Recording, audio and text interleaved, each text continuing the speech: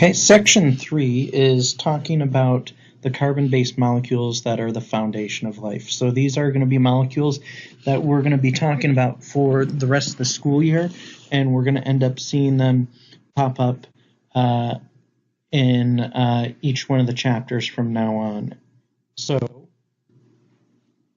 something that makes carbon unique is carbon atoms have unique bonding properties. Carbon forms covalent bonds with up to 4 other atoms, including other carbon atoms. So it can join up with itself, and it can join up with most any other atom out there. So carbon-based molecules have 3 general types of structures. You have a straight chain, you have a branched chain, and you have a ring. So here are images of what those would look like. So straight chain, branched chain, and a ring. Many carbon-based molecules are made of small subunits that are bonded together. The monomers are going to be the individual subunits. So as we are going through these slides here, talking about the 4 macromolecules, or the 4 main carbon-based molecules that we're going to find in our bodies, I will usually tell you, here's the monomer that makes it up. So that's something that I want you to know. Monomers join together and they form what's known as a polymer. So polymers are going to be long chains of monomers that are joined together. So there's a picture showing you that there at the bottom. So the 4 main types of carbon-based molecules are found in living things. Carbohydrates are one of them. So a lot of times you refer to them as carbs. Carbohydrates are made up of carbon, hydrogen, and oxygen. So right there you can see a glucose, which is ring-shaped, and it is going to be C6H12O6. And we will come back to this again, but any sugar, which is what carbohydrate is going to usually have a 1 to 2 to 1 ratio. So 1 carbon to 2 hydrogens to 1 oxygen. So carbohydrates include things like sugar and starches, which starches are just a bunch of sugars that are attached to one another. The monomer that makes up carbohydrates are what are known as monosaccharides, which are simple sugars. So that is what makes up these carbohydrates. So in our bodies, we try to break down the carbohydrates we take in into these simple sugars so we can burn it for energy. You also have what are known as polysaccharides. The polysaccharides are going to include the starches, cellulose, which you find in plants, which we can't break down. We also call cellulose fiber, and glycogen, which is what our body equivalent of cellulose is.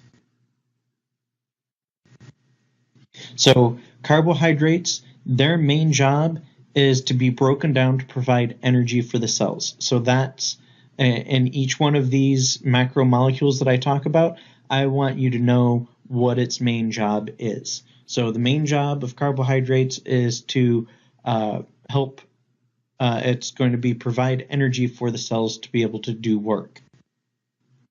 Some carbohydrates are part of cell structure as well. So if we're talking about the glycogen or the cellulose, they will end up being part of that cell structure of the particular cells. So again, starch is a polymer made up of glucose. And if you've ever been in a sport where your coach said, I want you to carb load beforehand, you probably ate a lot of starch, because then in that physical activity, that sporting event that you're doing, you're going to have a lot of glucose to be able to use in your cells to be able to get the energy that you need. The next macromolecule are what are known as lipids. So lipids, once again, are nonpolar molecules, and they include things like fats, oils, and cholesterol. Steroids fall into this category too. A lot of things in your body, like steroids and hormones and things like that, are going to be lipids. So when I say steroids, I'm not talking about the roid rage type of steroids. It's the natural ones that your body makes. So many contain carbon chains, which are called fatty acids. So fatty acids are fats and oils containing fatty acids bonded to glycerol. So that's going to be the monomer that makes up lipids, is the fatty acids and glycerol. So right there is an artist's rendition of what a fatty acid would look like.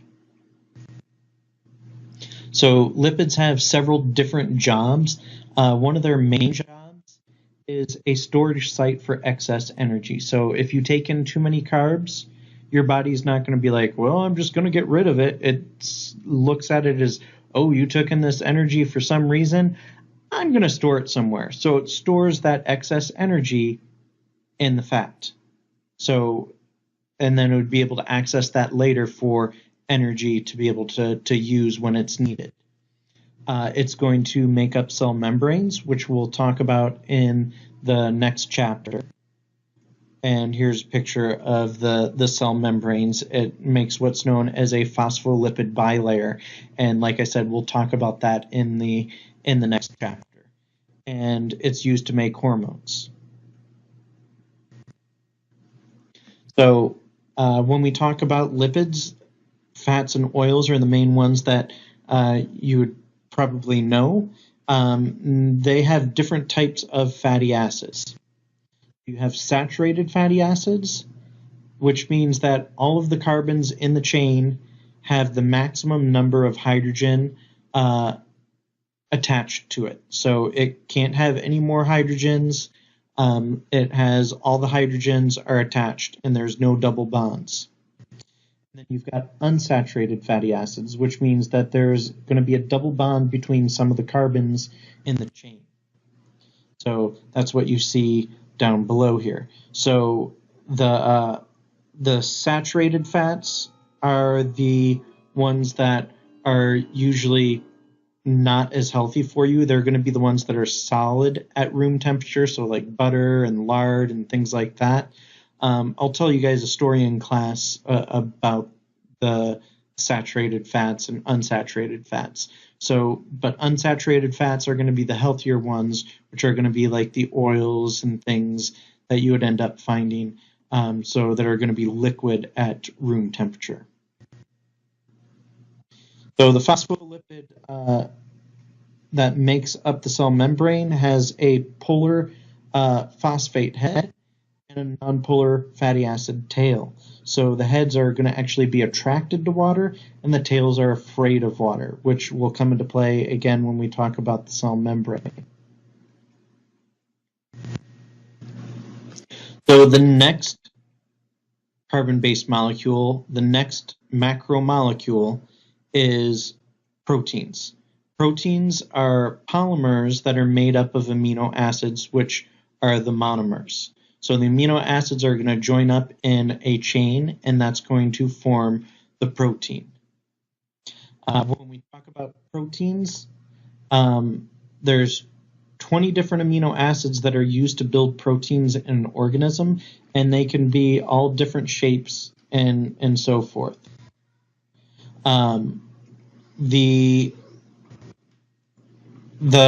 main job of proteins is it's going to help cells and things do stuff. It's going to help the cells be able to do all different sorts of jobs with keeping that organism functioning. So it's going to do things like it's going to help speed up chemical reactions. It's going to help fight diseases. It's going to do help make structures in an organism. So it doesn't really say that here in the notes, but I wanted you guys to know that it does lots of different jobs. So amino acids, they are going to differ in side groups or R groups. So that's what you see right there. amino acids are linked by peptide bonds. So when they join up with one another, they're going to form what's known as a polypeptide. And again, we'll get back to proteins when we're talking about, we'll actually talk about in section 4 and 5 here as well. So, but we'll talk about how proteins are made in a couple of chapters. So proteins, they differ in the number and color, or I'm sorry, the number and order of amino acids. Amino acids interact to give protein its shape, and the incorrect amino acid is going to change a protein structure and function. The next and the final one of the 4 macromolecules, or carbon-based molecules, is nucleic acids. And they are going to be polymers that are made up of a monomer called nucleotides, which are the adenine, guanine, thymine, cytosine, uracil, depending on which ones you are looking at, if you're looking at DNA or RNA. So right here, you've got T is for thymine, G is for guanine, A, adenine, C is cytosine.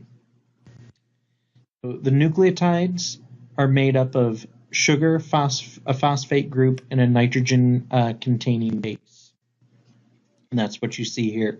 We will talk about this second semester along with the making of protein second semester, and we'll beat this sort of like a dead horse. So you'll end up really knowing DNA pretty well by the end. So DNA stores genetic information. That's its main job, is it's going to store and transmit genetic information. So you're going to be able to pass information on to others, but that's the job of DNA. RNA's job is it's going to help build proteins. So that is the end of the notes for section 3.